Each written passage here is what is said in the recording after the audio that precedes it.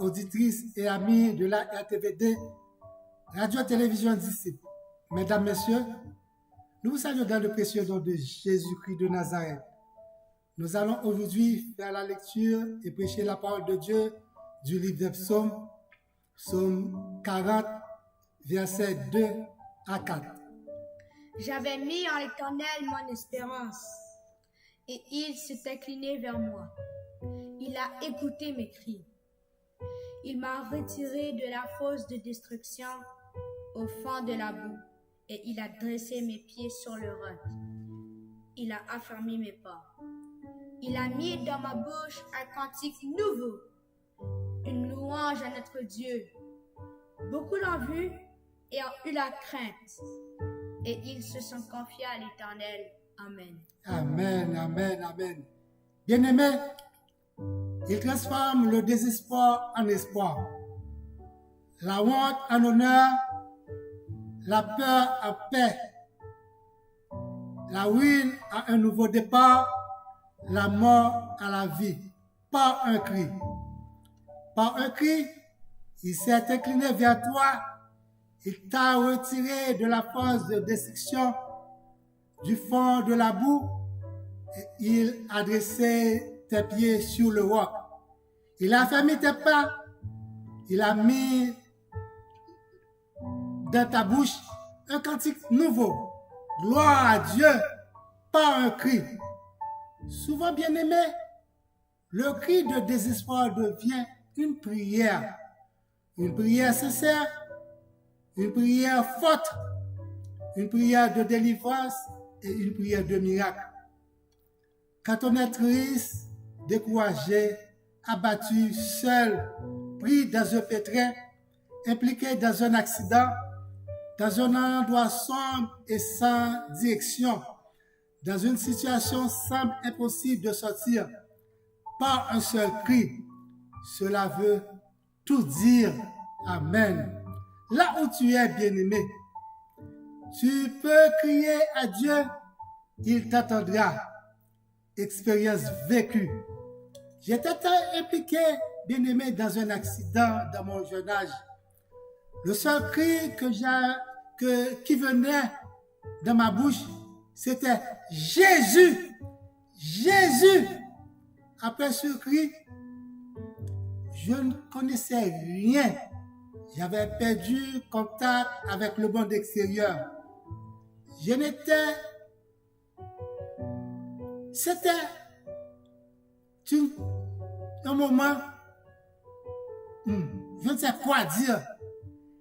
Ce n'est qu'après quelques jours, je me suis rendu compte, je me suis à l'hôpital et les douleurs commençaient à me faire sentir. Des appareils étaient attachés sur moi et j'étais entouré de plusieurs personnes qui venaient me voir.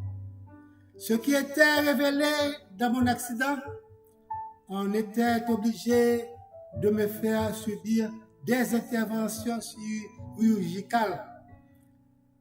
J'avais une fracture énorme au niveau de ma tête. Mon foie était brisé. J'avais une hémorragie interne. Mes côtes étaient brisées. On a enlevé 2 de mes côtes afin de pouvoir faire une greffe de foie avec ma peau. Une fracture au niveau de ma hanche et mes pieds étaient également brisés. Tout le monde avait perdu espoir. Bien-aimé, Dieu soit loué. Dieu soit loué, ce n'était pas au côté gauche qui se trouve mon cœur.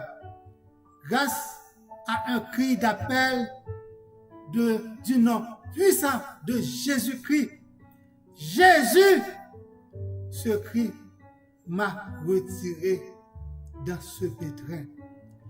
Ce cri était le cri d'espoir, d'espérance. C'est un cri pour une transition de vie. Ton miracle est là, bien-aimé. quand on crie à l'Éternel. Bien-aimé, quand tout semble condamné à l'échec, qui ne pourra pas être accompli, ton miracle est venu et tout a changé. Dieu est là. Dieu est toujours là. Parce que Dieu est avec nous tous les jours. Juste un cri vers lui. Quand un malheureux crie, l'Éternel entend et il le sauve de toutes ses détresses. Tu es peut-être dans la prison.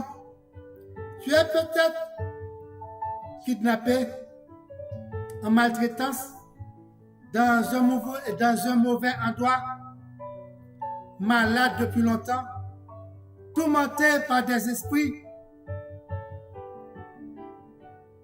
Tu te trouves dans un carrefour où tu dois prendre une décision. Tu fais face à une persécution extrême. Tu es en phase terminale de ta maladie. Pousse un cri vers Jésus, comme l'aveugle-né qui faisait un cri à Jésus, qui poussait un cri d'espoir. Jésus de Nazareth, fils de David, aie pitié de moi. Tu peux faire ce cri. C'est lui qui dit, venez à moi, vous tous qui êtes fatigués, je vous donnerai du repos.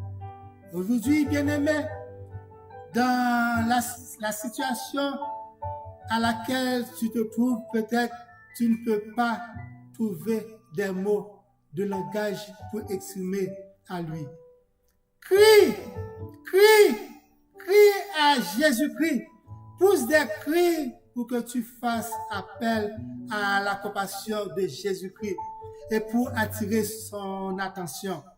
Ensuite, il va mettre dans ta bouche un cantique nouveau, une louange à Dieu parce qu'il a retiré des mots de douleur sur tes lèvres et il l'a remplacé par louange et témoignage.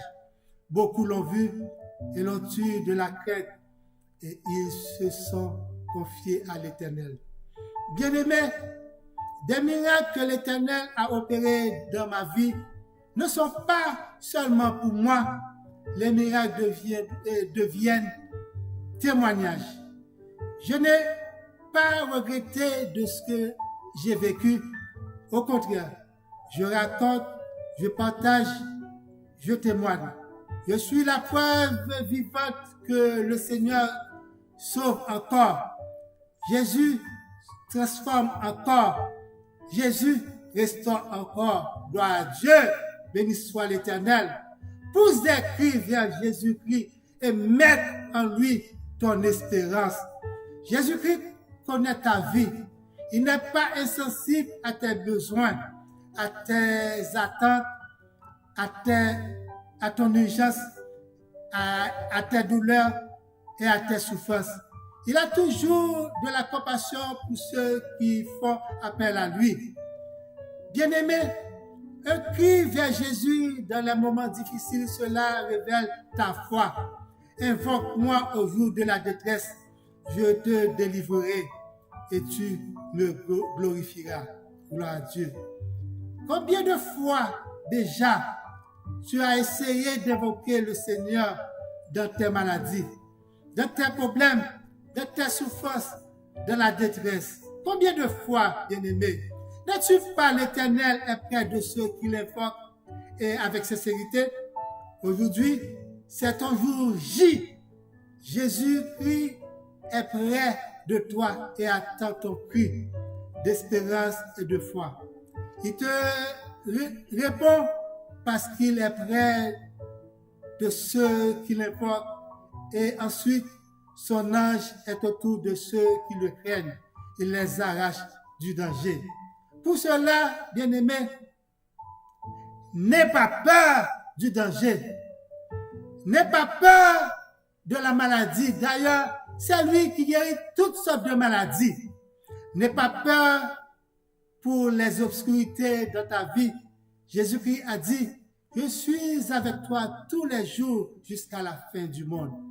N'aie pas peur de crier vers lui, car il est celui qui incline vers nous pour écouter et venir à nos besoins. Nous sommes son peuple et le troupeau de son pâturage. C'est lui qui nous a fait et nous lui appartenons. Gloire à Dieu.